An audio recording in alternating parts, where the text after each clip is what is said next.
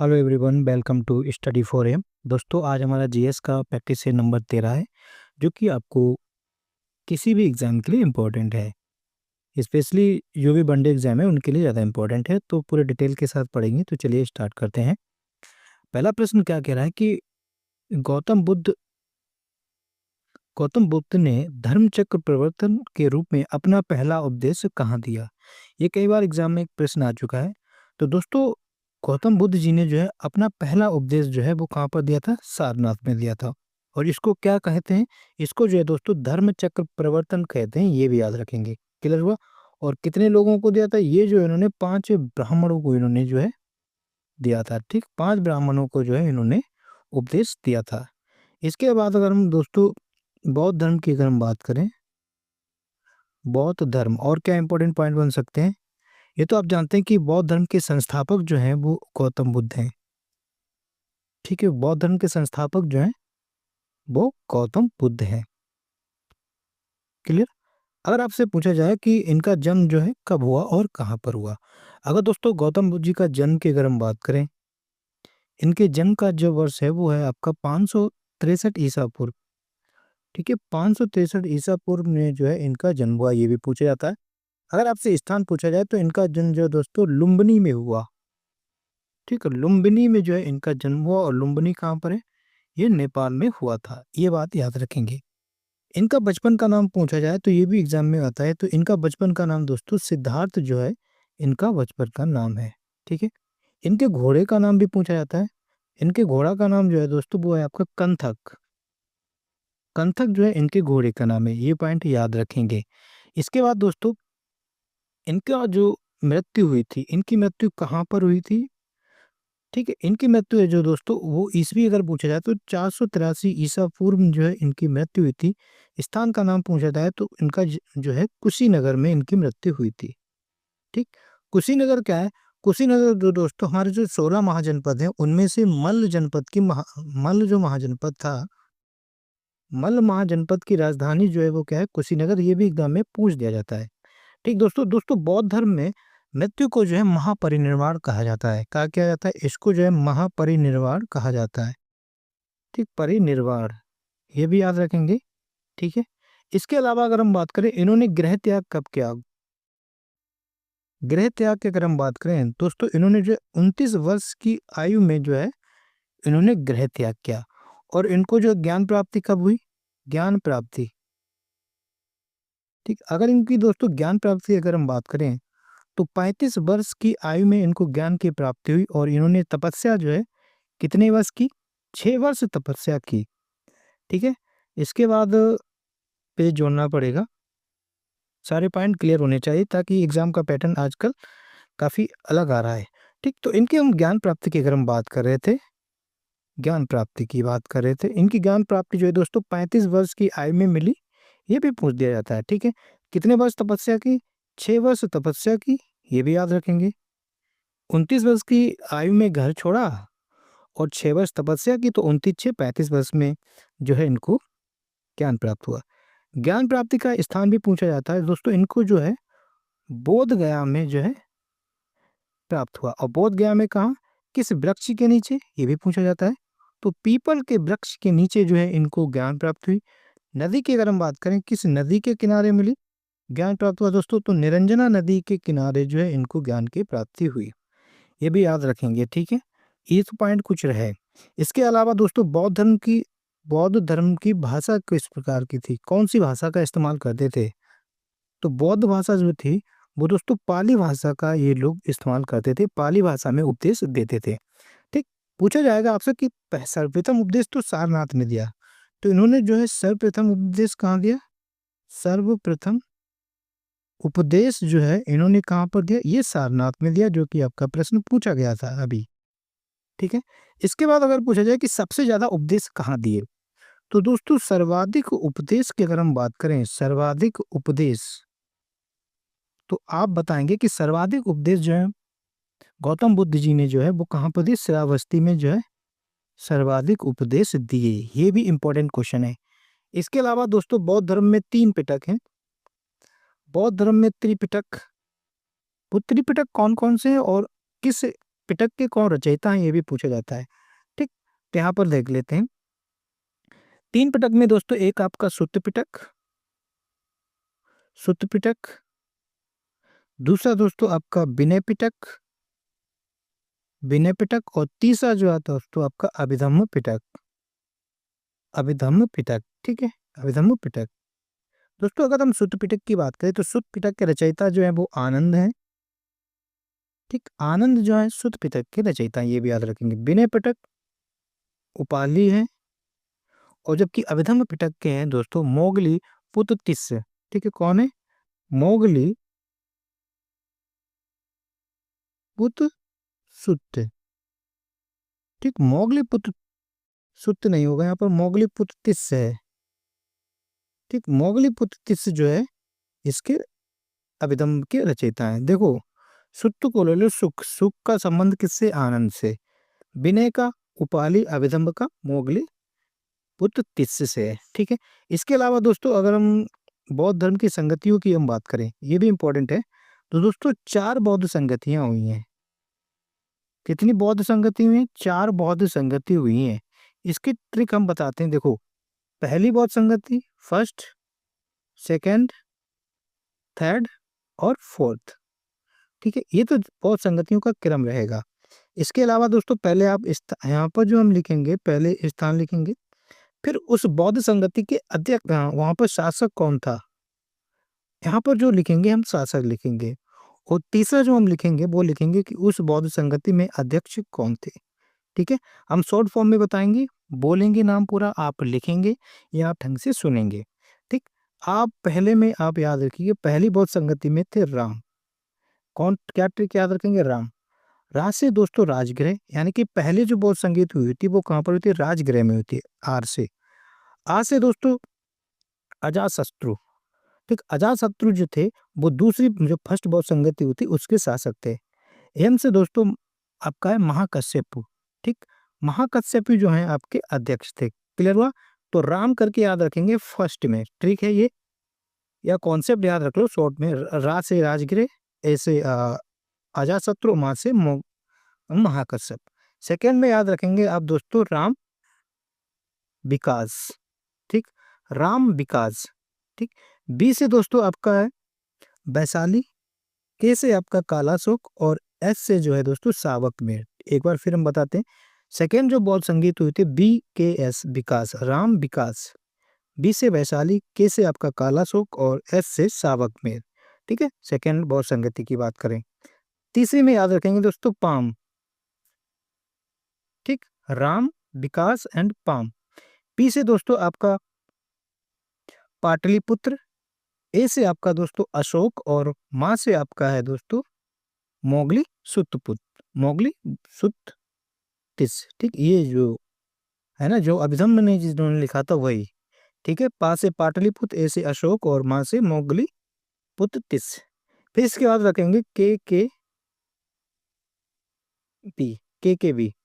ठीक, के बी, के से आपका कुंडलवन, के से आपका कनिष्क, कनिष्क वही है जो कुषाण वंश के शासक है, और बी से दोस्तों वसुमित्र। ठीक है, ये 4 बौद्ध संज्ञा थी। एक बार आप नहीं समझ में आया तो एक बार रोक कर धीरे से लिख कर याद कर लेंगे, इसी ट्रिक से याद कर लेंगे तो याद हो जाएगा। क्लियर? तो प्रश्न क्या था? हाँ, प्रथम उपदेश कहाँ पर दिया? सारनाथ में। बौद्ध गया में तो इन्हें ज्ञान प्राप्त हुआ, लुम्बिनी में इनका जन्म हुआ था। क्लियर हुआ? ये सारे रिलेटेड पॉइंट थे। अगला प्रश्न नंबर 2 क्या कह रहा है कि 1857 के प्रथम स्वतंत्रता आंदोलन के बाद मुगल शासक बहादुर शाह जफर को निर्वासन के लिए कहाँ भेजा गया, मतलब किस जेल में भेजा गया था? तो दोस्तों 1857 की क्रांति के बाद, अच्छा क्वेश्चन है, तो बहादुर शाह जफर को जो है रंगून जेल में भेजा गया था। और रंगून जेल ये कहाँ पर है? ये दोस्तों म्यांमार में जो है रंगून जेल है। क्लियर हुआ? इनके अगर पिताजी का नाम पूछा जाए, बहादुर शाह जफर के पिताजी का नाम अगर पूछा जाए तो ये अकबर शाह द्वितीय। अकबर शाह द्वितीय इनके पिताजी का नाम है। अगर आपसे माताजी का नाम पूछा जाए तो लाल बाई इनकी माता का नाम था। ठीक है, लाल बाई इनकी माता का नाम था। समझ गए? फिर इनकी जो है रंगून में डेथ हो गई और 7 नवंबर 1862 को जो है इनकी डेथ हो गई रंगून जेल में ही हो गई। क्लियर हुआ? बढ़ते हैं अगले प्रश्न की तरफ। प्रश्न नंबर 3।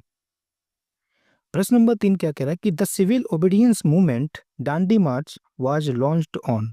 मतलब कह रहा है कि जो दांडी मार्च के साथ साथ सविनय अवज्ञा आंदोलन का प्रारंभ कब किया गया? दोस्तों दांडी मार्च को ही हम सविनय अवज्ञा आंदोलन भी कहते हैं, ये भी एग्जाम में पूछा गया।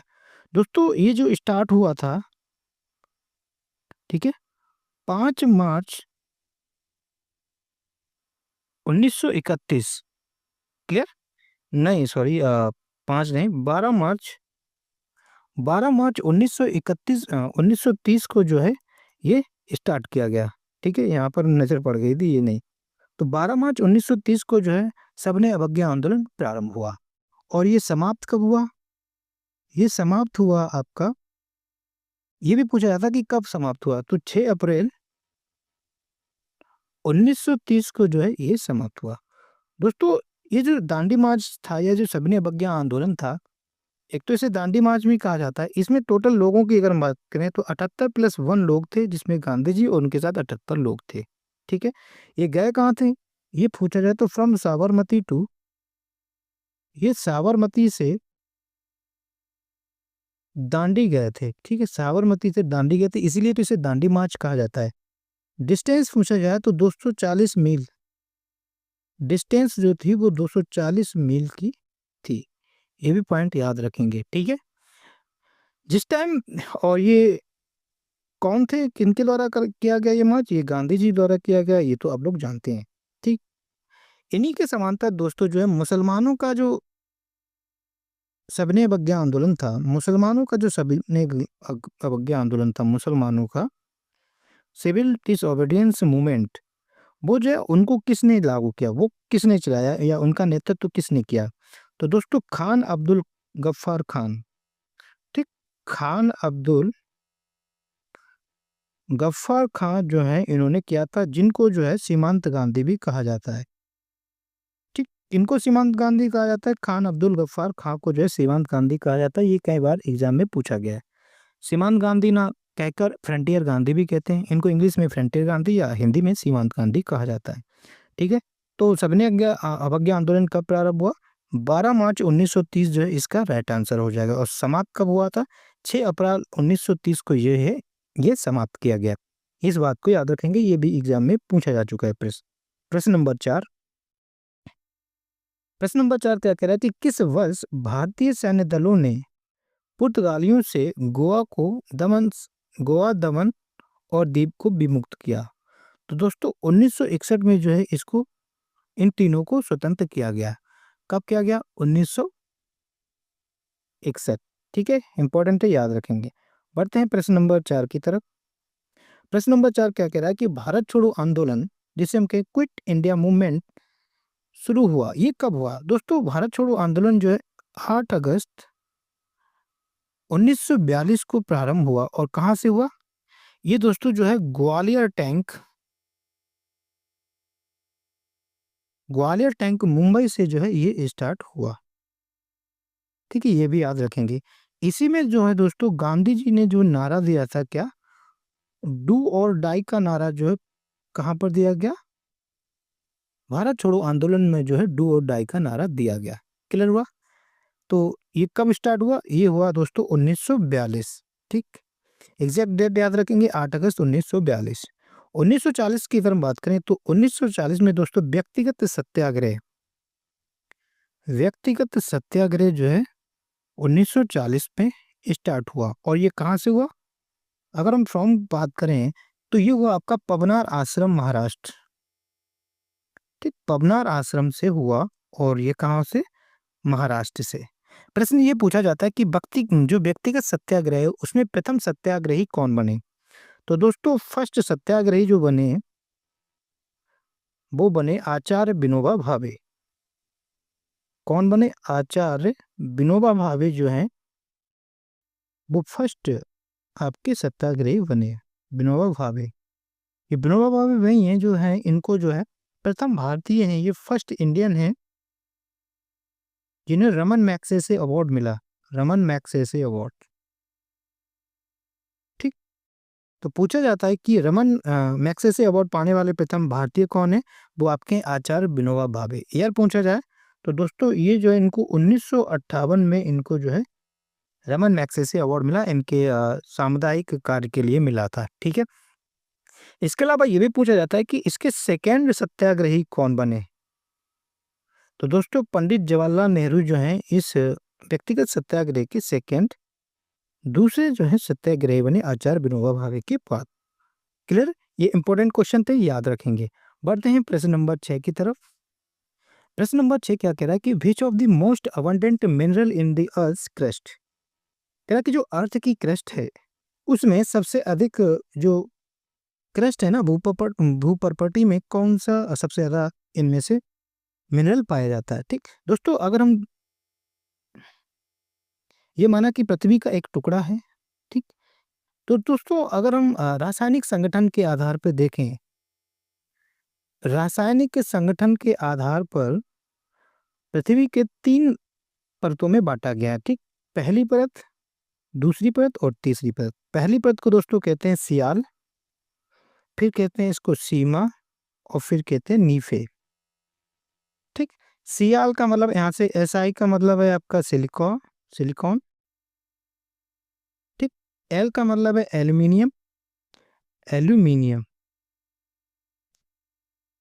ठीक है, Ma का मतलब है मैग्नीशियम।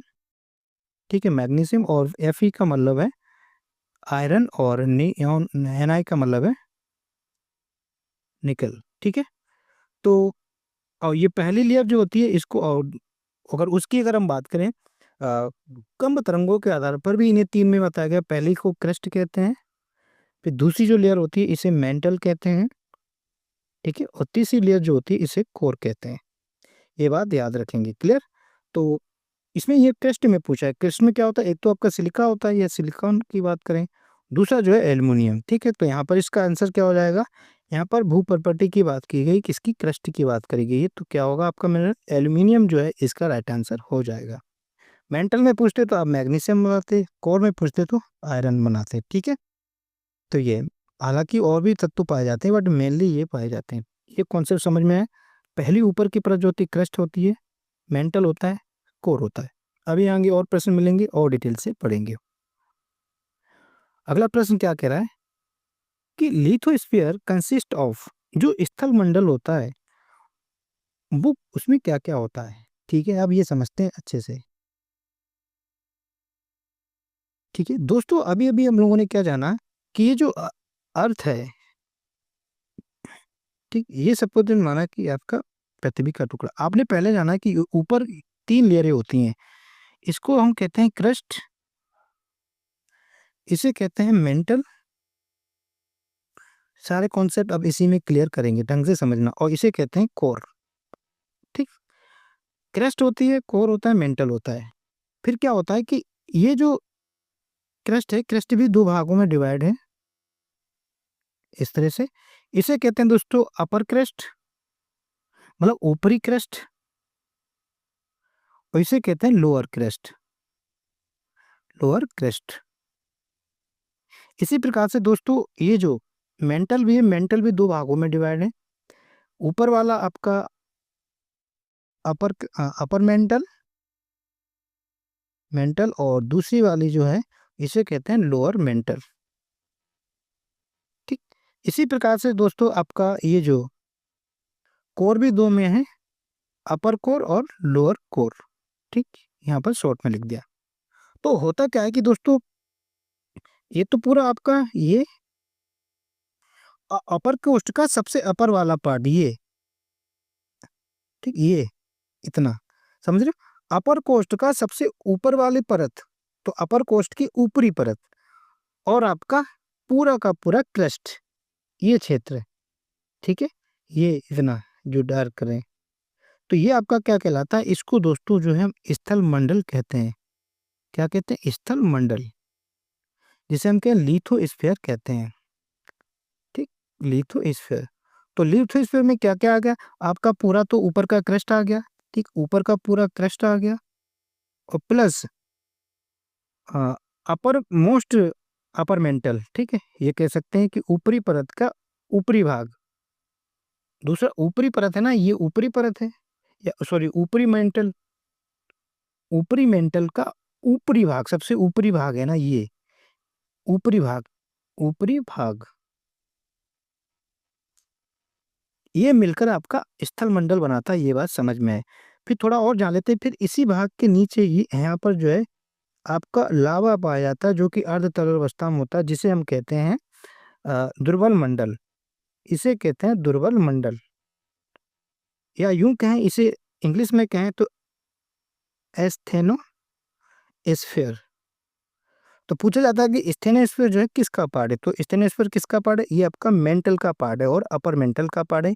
ये एक तरल अवस्था में होता है, ठीक, अर्ध तरल अवस्था में होता है। तभी तो ये ऊपर की जो है ना ये प्लेट मूव करती है। वो कॉन्सेप्ट आगे बढ़ेंगे, मूव करती है, जब पहले प्लेट टेक्टोनिक थ्योरी वगैरह जो है आगे पढ़ेंगे। लावा यहीं से ऐसे लावा आपके निकलते हैं, ठीक है, इसी से। अब अपर मेंटल के जो एस्टेनोस्फीयर है यहाँ से, तो ये समझ में आया कि लिथो स्थल मंडल क्या होता है, ठीक है। इसके अलावा एक प्रश्न और पूछा जाता है, वो भी यहीं खत्म करते हैं दोस्तों। इनके बीच में जो है ये अपर क्रस्ट और ये आपकी ये मतलब आपकी क्रस्ट है, और ये आपका मेंटल है, और ये आपका कोर। दोस्तों इनके बीच में जो है ना यहाँ पर कुछ डिसकंटिन्यूटी पाई जाती है, असंबद्धता कहते हैं, डिसकंटिन्यूटी या असंबद्धता, असंबद्धता। तो ये होता क्या है, जिसे इंग्लिश में कहें डिसकंटिन्यूटी। डिसकंटिन्यूटी दोस्तों वो होता है जब दो अलग अलग चीजें जिनकी विशेषताएं अलग हों एक साथ मिलती हैं। सपोज दैट ये आपका एक ठंडा पानी है और ये आपका गर्म पानी है। तो जब हम ठंडा पानी और गर्म पानी को मिलाएंगे तो इस तरह से कहीं पर मिलेंगे, ठीक है, ये ठंडा पानी और गर्म पानी। तो दो परतें जब एक दूसरे के असमान गुण रखती हैं, जहां पर मिलती हैं, वो उसको डिसकंटिन्यूटी कहते हैं। तो दोस्तों ये आपकी अपर क्रस्ट है और ये आपके मेंटल है, ये जहां पर मिलेंगी यहाँ पर डिसकंटिन्यूटी बनेगी। तो प्रश्न पूछा जाता है कि क्रस्ट और मेंटल को कौन सी डिसकंटिन्यूटी अलग करती है, ये समझ में आया। तो जो है आपकी एम और आपका जी, ठीक है, एक यहाँ पर एम होता है और ये आपका यहाँ पर होता है, ठीक। एम को बोले तो मोहो मोहो डिसकंटिन्यूटी, और जी से आपका गुटनबर्ग डिसकंटिन्यूटी, गुटनबर्ग, ठीक है। तो पूछा जाता है कि क्रस्ट और मेंटल को कौन सी डिसकंटिन्यूटी अलग करती है, वो आपकी मोहो करती है, और मेंटल और कोर को जो है गुटनबर्ग करती है, ठीक है। इसके अलावा दोस्तों आपने अभी अभी देखा कि क्रस्ट के भी दो भाग होते हैं, ठीक, क्रस्ट के भी तो दो भाग होते हैं, एक आपका अपर क्रस्ट और दूसरा आपका लोअर क्रस्ट। तो अपर क्रस्ट लोअर क्रस्ट जब एक दूसरे से जहाँ मिलती हैं, वहां पर भी तो डिसकंटिन्यू होगी। इसको दोस्तों जो है कोनराड डिसकंटिन्यूटी कहा जाता है। क्या कहा जाता है, कोनराड डिसकंटिन्यूटी, ठीक है, ये याद रखेंगे। फिर हम लोगों ने देखा था कि मेंटल के भी दो भाग होते हैं, मेंटल के भी तो दो भाग होते हैं, एक आपका अपर मेंटल और दूसरा आपका लोअर मेंटल। अपर मेंटल और लोअर मेंटल जहाँ मिलती हैं उसमें डिसकंटिन्यूटी को हम दोस्तों रेपेटी कहा जाता है, रेपेटी डिसकंटिन्यूटी, ठीक है। अभी हम ट्रिक बता देंगे। फिर इसके बाद जो है आपका अपर कोर और लोअर कोर, ठीक, ये भी तो होती हैं। इनको जो डिसकंटिन्यूटी करती है उनको कहते हैं लेहमन, ठीक, लेहमन डिसकंटिन्यूटी। तो दोस्तों ट्रिक याद रख सकते हैं, पहले कोनराड का सी होता है एम, आर, जी और एल। तो कह सकते हैं कि अवर जो सीएम है वो are, our CM are good leader, ठीक, इसको मान लेंगे गुड लीडर। तो हमारे जो सीएम है वो अच्छे लीडर हैं। एल से आपका लेहमन, जी से आपका गुटनबर, आर से रेपेटी, सी से कॉनराड और एम से मोहू, ठीक है। ये प्रश्न पूछे जाते हैं ज़्यादातर, यहीं से होता है, ठीक है। इसके अलावा इनके घनत्व भी पूछे जाते हैं। अगर दोस्तों क्रस्ट का घनत्व पूछें, ठीक है, क्रस्ट का अगर आपसे घनत्व पूछा जाए, एक पेज और लगा देते हैं, प्रश्न का पेपर कहीं से भी आए आप खत्म करके रहेंगे, ठीक है।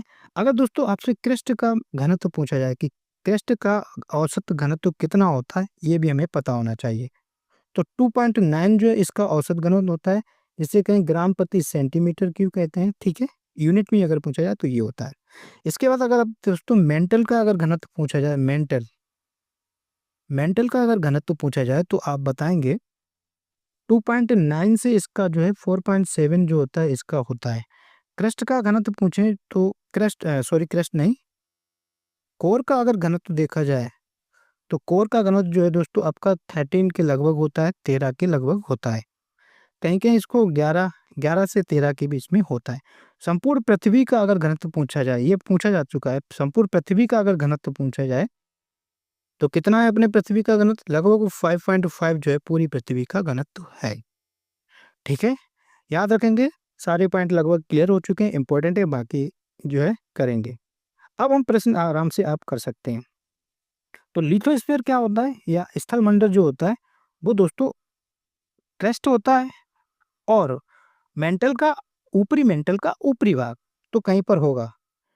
क्रस्ट एंड तो इसका आंसर ये तो होगा नहीं, वायुमंडल का नहीं होगा। कोर एंड मेंटल ये भी नहीं होगा। इनर एंड अपर कोर ये भी नहीं होगा। कह रहा है कि crust and upper most solid mental, है ना? तो इसका राइट आंसर हो जाएगा सी।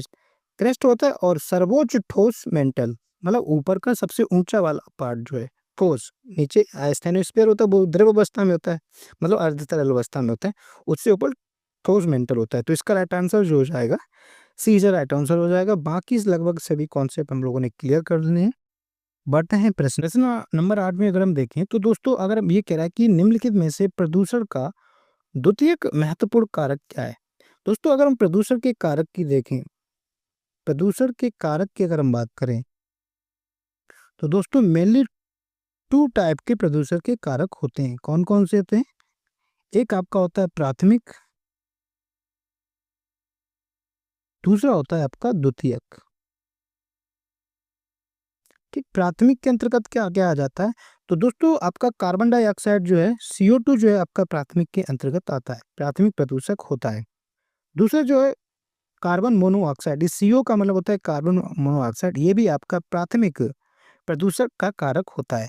तीसरा जो है आपके नाइट्रोजन के जो ऑक्साइड होते हैं, नाइट्रोजन के ऑक्साइड, वो भी आपके प्राइमरी प्रदूषक के अंतर्गत आते हैं। वहीं अगर द्वितीय प्रदूषक की अगर हम बात करें तो दोस्तों आपका ओजोन जो है आपका द्वितीयक होता है, ये याद रखेंगे। नाइट्रोजन डाइऑक्साइड, नाइट्रोजन डाइऑक्साइड जो है वो आपका द्वितीयक प्रदूषक के अंतर्गत आ जाता है। इसके अलावा दोस्तों आपके पास आपका है पैराक्सी एसिटिल नाइट्रेट, पैराक्सी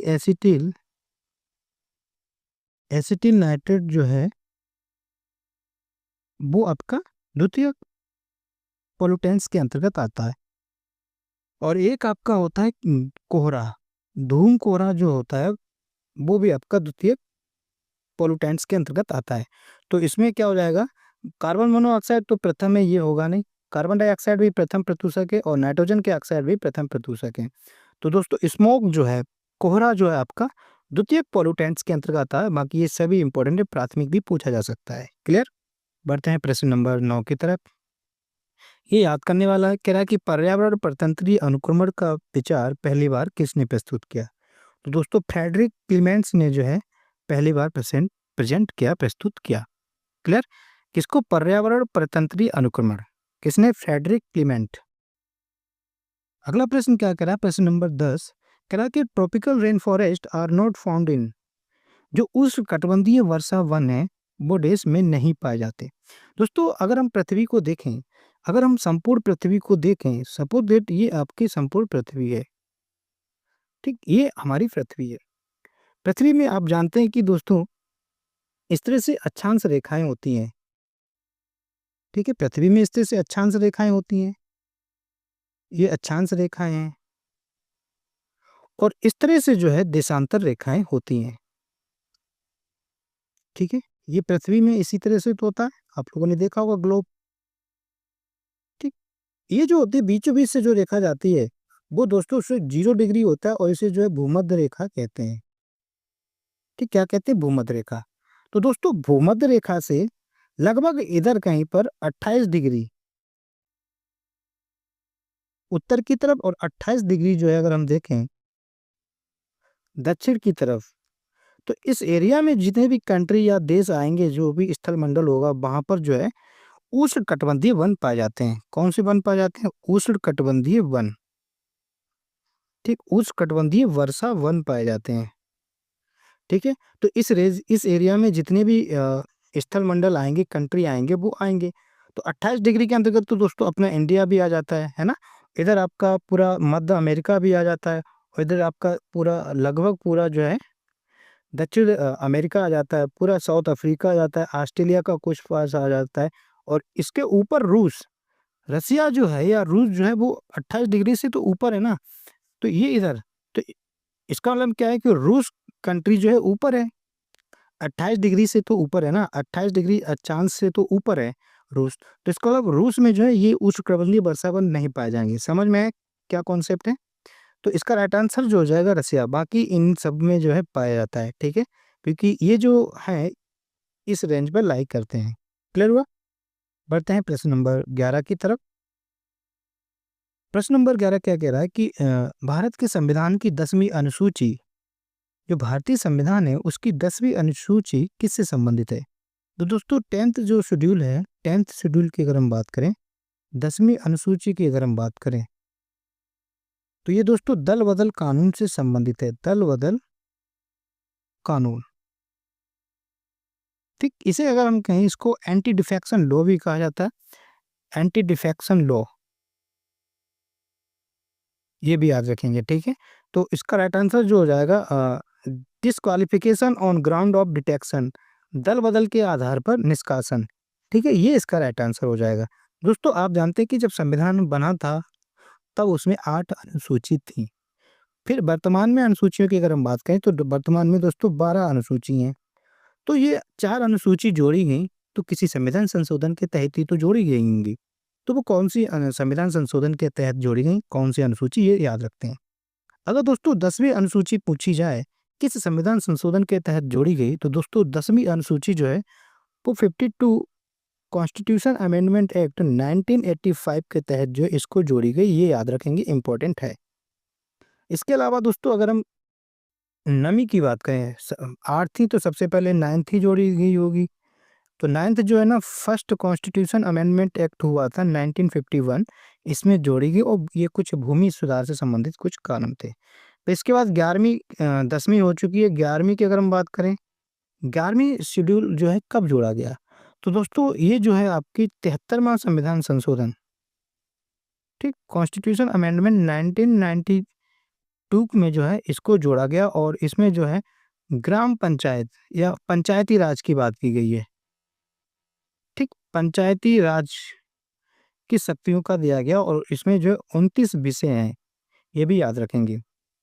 इसके अलावा इधर साइड में देख लेते हैं, यहाँ पर ऊपर देख लीजिए सबसे 12वीं शेड्यूल की बात करें, 12वीं जो है दोस्तों 74वें संविधान संशोधन के द्वारा जोड़ी गई और ये भी जो है 1992 को हुआ और इसमें जो है नगर पालिकाएं म्यूनिसिपैलिटीज को दिया गया है, नगर पालिकाओं की शक्तियों का वर्णन किया गया और इसमें जो है 18 विषय दिए गए हैं, ये भी याद रखेंगे। क्लियर? तो इसका राइट आंसर जो हो जाएगा दल बदल कानून। अगला प्रश्न क्या कह रहा है कि एक व्यक्ति जो दोनों सदनों में से किसी भी एक सदन का सदस्य नहीं है को केंद्र में मंत्रिपरिषद के सदस्य के रूप में इनमें से कितनी अवधि से अधिक समय के लिए नियुक्त नहीं किया जा सकता? ठीक है, ये सरल क्वेश्चन है दोस्तों। कोई भी मंत्री अगर बनता है या मंत्रिपरिषद का सदस्य बनता है तो वो उसको 6 महीने के अंतर्गत अपनी सदस्यता हासिल करनी होती है, चाहे वो राज्यसभा में या लोकसभा में। तो वो किसी भी स्थिति में 6 माह से ज़्यादा नहीं बन सकता है, ठीक है? यदि वो ये सब नहीं कर पाते सदस्यता तो वो उसको हटा दिया जाएगा। क्लियर? तो इसका राइट आंसर जो हो जाएगा 6 month is a right answer. Clear हुआ? बढ़ते हैं प्रश्न नंबर 13 की तरफ। प्रश्न नंबर 13 क्या कह रहा है कि इनमें से किसने भारत का राष्ट्रपति बनने से पूर्व भारत के उपराष्ट्रपति के पद पर कार्य नहीं किया? ठीक, तो दोस्तों नीलम संजीव रेड्डी जो थे वो डायरेक्ट राष्ट्रपति बने, इससे पहले भी उपराष्ट्रपति नहीं थे, बाकी ये सभी उपराष्ट्रपति थे। तो इसका राइट आंसर हो जाएगा नीलम संजीव रेड्डी। ये बने कब थे? 1977 को ये भारत के राष्ट्रपति बने और ये दोस्तों निर्विरोध चुने गए थे। निर्विरोध चुनने वाले राष्ट्रपति कौन है? नीलम संजीव रेड्डी है। क्लियर हुआ?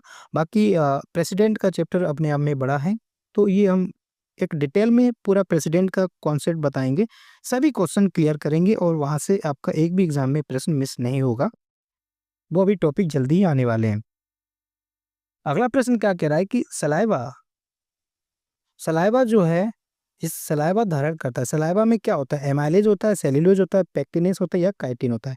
दोस्तों सलाइवा जो है वो हमारे माउथ में होती है, हमारे मुंह में जो निकलती है वो सलाइवा निकलती है। सलाइवा को अगर हिंदी में कहें, इसे लार कहते हैं ना। हमारे मुंह पे जो लार निकलती है वो उसे सलाइवा कहते हैं। एक दिन में कितनी लार निकलती है? लगभग दोस्तों 1.5 लीटर जो है एक दिन में लार हम लोग स्रावित करते हैं। ठीक, और ये स्रावित करती कौन सी? ये सलाइवरी ग्लैंड्स करती हैं। ठीक, सलाइवरी ग्लैंड से जो है हमारी लार निकलती हैं, ये बात याद रखेंगे। ठीक, अगर हम लार का पीएच मान की अगर हम बात करें तो 6.8 इसका पीएच होता है, और ये जो है इस प्रकार से ये क्या होती है? एक अम्लीय होता है, ना कि क्षारीय।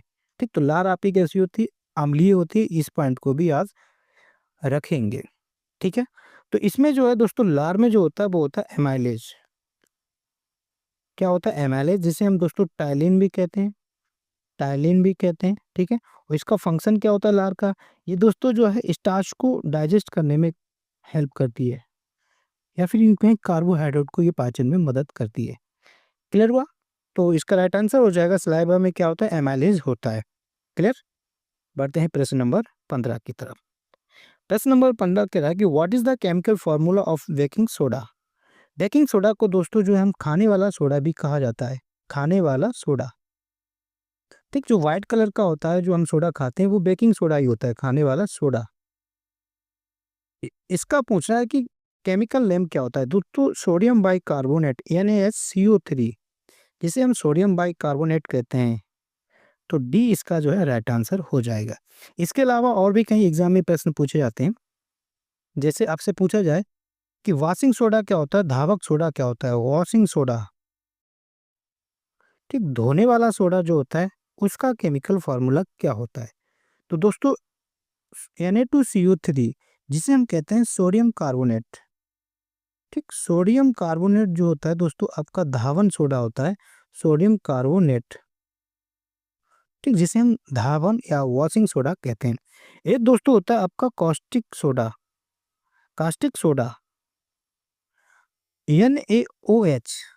ठीक, सोडियम हाइड्रोक्साइड जो है आपका कॉस्टिक सोडा होता है। इसके बाद आपका बात करें नमक। नमक होता है आपका सोडियम क्लोराइड NaCl। ये किससे मिलकर बना होता है ये पूछा जाता है। तो दोस्तों ये आपका स्ट्रॉन्ग एसिड, ये प्रश्न पूछा जाता है, और स्ट्रॉन्ग बेस से मिलकर बना होता है। ठीक, strong acid and strong base से मिलकर बना होता है नमक। स्ट्रॉन्ग एसिड में क्या होता है? HCl होता है, और स्ट्रॉन्ग बेस में जो है आपका NaOH होता है। जब ये दोनों क्रिया करते हैं तो Cl और ये मिलकर जो है NaCl बना लेते हैं, और प्लस H2O निकल जाता है। ठीक है, ये याद रखेंगे। इसके अलावा और भी कई पॉइंट हैं जो पूछे जाते हैं, वो भी हम लोग देख लेते हैं। क्लियर? छोड़ने वाले नहीं है इसको। यही तो तरीका है कि अपने आप को स्ट्रॉन्ग करेंगे। हम जितना बताएं आप उतना पढ़ते जाइए, मजा आएगा। आपसे पूछा जाता है कि प्लास्टर ऑफ पेरिस का फॉर्मूला क्या है? Plaster of Paris. ठीक है, आपने अगर एग्जाम में देखे होंगे तो इस प्रकार के ये प्रश्न आया है। तो दोस्तों CaSO4 इंटू हाफ H2O जो है आपका प्लास्टर ऑफ पेरिस होता है कैल्शियम सल्फेट, जिसे हम नॉर्मल कहें तो कैल्शियम सल्फेट होता है। ठीक, कैल्शियम सल्फेट याद रखना, यहाँ पर पानी का हाफ मॉलिक्यूल होता है कैल्शियम सल्फेट। नाम पूछा जाए तो कैल्शियम सल्फेट, फार्मूला पूछा जाए तो CaSO4 इंटू हाफ H2O। इसके अलावा दोस्तों चूना पत्थर पूछा जाता है, चूना पत्थर। ठीक है, तो चूना पत्थर का होता है दोस्तों CaCO3। कैल्शियम कार्बोनेट जो है चूना पत्थर होता है, ये याद रखेंगे। इसके अलावा दोस्तों आपसे पूछा जाता है नीला थोथा। नीला थोथा का फार्मूला पूछा जाता है दोस्तों, कॉपर सल्फेट जो है इसका होता है, और इसमें 5 मॉलिक्यूल जो है इसके पानी के होते हैं, ये याद रखेंगे। क्लियर? इसे हम कॉपर सल्फेट कहते हैं। क्लियर हुआ? तो ये कुछ पॉइंट थे पूछे जाते हैं। बढ़ते हैं, तो ये तो आंसर हो चुका है। बढ़ते हैं प्रश्न नंबर 16 की तरफ। प्रश्न नंबर 16 कह रहा है कि जो सीलबंद पैक होते हैं, जैसे हम लोग चिप्स लेते हैं या कुरकुरे लेते हैं, कोई भी पैकेट जो बंद होते हैं, जैसे कि आलू के चिप्स के ऑक्सीकरण को रोकने के लिए चिप्स निर्माता जो है उस पैकेट में कौन सी गैस मिलाते हैं? दोस्तों चिप्स वगैरह इनके जो पैकेट होते हैं नमकीन वगैरह में, उनमें जो है दोस्तों नाइट्रोजन की गैस मिलाई जाती है। ये इंपॉर्टेंट क्वेश्चन है। प्रश्न नंबर 17 क्या कह रहा है कि भारत में राष्ट्रीय स्तर पर ये आप ध्यान देना, भारत में राष्ट्रीय स्तर पर सर्वोच्च संगठन विपणन सहकारी क्षेत्र कौन सा है? जो आपका मार्केटिंग कोऑपरेटिव पूछा है, ठीक? यहाँ पर याद रखना कि संगठन विपणन सहकारी की बात करें, सर्वोच्च संस्था कौन सी है? तो दोस्तों नाफेड जो है इसकी सर्वोच्च संस्था है। नाफेड की अगर हम फुल फॉर्म की हम बात करें तो इसका पूरा नाम होता है national agriculture cooperative cooperative marketing federation of India. Federation of India, ये तो है इसकी फुल फॉर्म, ठीक है। इसकी अगर स्थापना की अगर हम बात करें तो दोस्तों 2 अक्टूबर 1958 को जो है नाफेड की स्थापना हुई। हेडक्वार्टर इसका न्यू दिल्ली में है, ठीक। वर्तमान में इसके चेयरमैन जो है, अध्यक्ष जो है वो कौन है? वो है जेठा भाई अहीर, ठीक है। जेठा भाई अहीर जो है वर्तमान में इसके अध्यक्ष हैं। क्लियर? बढ़ते हैं प्रश्न नंबर 18 की तरफ। कह रहा कि what is the word pisciculture refer to? Pisciculture का मतलब क्या होता है दोस्तों? पिसिकल्चर का मतलब होता है मछली पालन। तो इसका राइट आंसर जो हो जाएगा बी इज राइट आंसर। अंगूर की खेती को क्या कहते हैं? अंगूर की खेती को दोस्तों विटिकल्चर कहा जाता है। विटिकल्चर जो है अंगूर की खेती को कहा जाता है। जबकि हम सब्जी की खेती की हम बात करें दोस्तों, ओलेरीकल्चर जो होता है वो सब्जी की खेती होती है। मधुमक्खी पालन को दोस्तों हम कहते हैं एपीकल्चर, ठीक है। एपीकल्चर होता है, इसको कंफ्यूज ना करना एबी कल्चर से। एबी कल्चर आप जानते हैं, एबी का मतलब होता है वर्ड पक्षी, तो पक्षियों का पालन जो है वो आपका एबी कल्चर होता है। क्लियर? तो मछली पालन जो है आपका पिसिकल्चर होता है। बढ़ते हैं प्रश्न नंबर 19 की तरफ। कह रहा है कि 1 घंटे में समयांतराल में देशांतरीय दूरी होगी, ठीक है। ये भी प्रश्न आ गया, अच्छा है, इसको भी देखते हैं। सपोज दैट दोस्तों ये हमारी पृथ्वी, ठीक। पृथ्वी में दोस्तों जो है आप जानते हैं कि ये जो है देशांतर रेखाएं हैं, ठीक। इस तरह से जो है देशांतर रेखाएं हैं।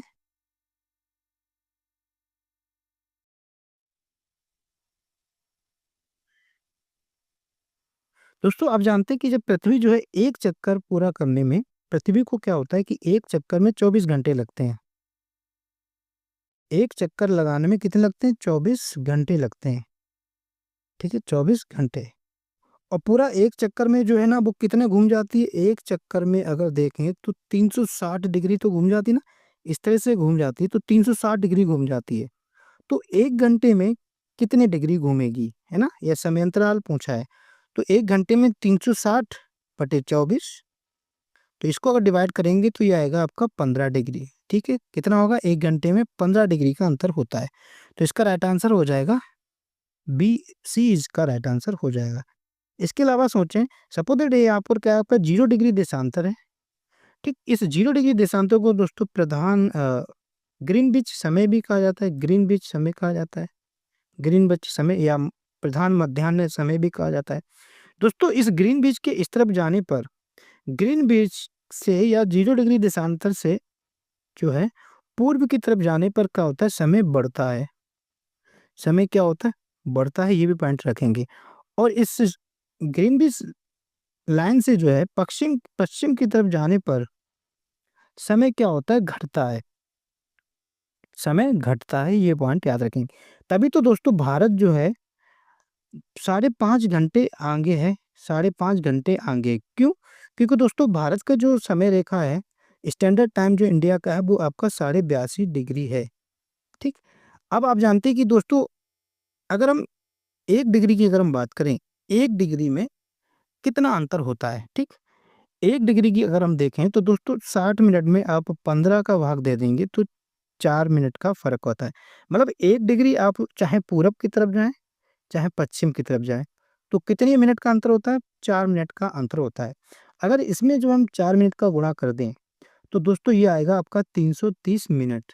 330 मिनट को घंटे में बदलेंगे तो 60 का भाग देंगे, तो ये 0 से 0 33 से 56 पॉइंट 56, तभी तो हम 5.5 घंटे आए ना।